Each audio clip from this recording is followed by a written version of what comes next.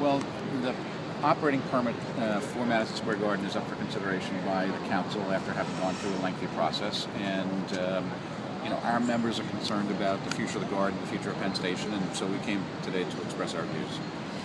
And what is the proposed future? Well, the real question is whether or not the decision on the permit, which is coming up in the next few weeks, will induce the garden to enter into negotiations about relocating and making possible the construction of a great railroad station. Obviously, the destruction of Penn Station in 1963 was a tragic mistake. The station today isn't what it ought to be for New York City.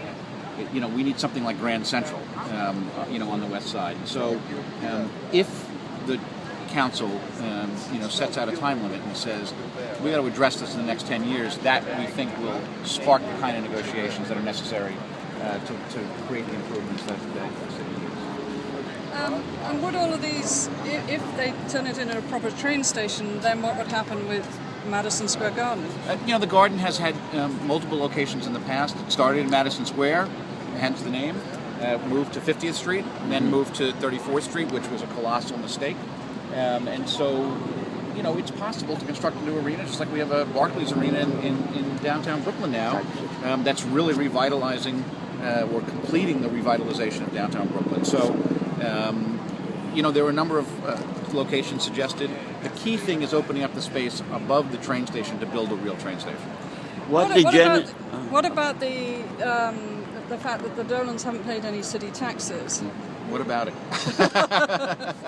How is this possible? In the early 80s, when there were 2,200 murders in New York City, when the city was still reeling from the effects of the fiscal crisis, you might make an argument that they deserve the tax break as a way of trying to keep the Knicks and the Rangers in the city.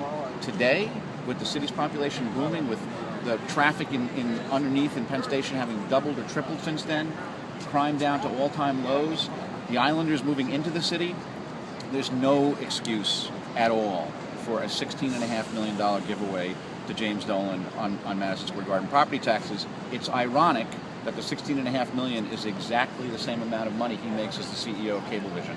So essentially, the taxpayers of New York City are subsidizing his annual salary. It's unconscionable. Okay, thank you very much. Yep. Appreciate it.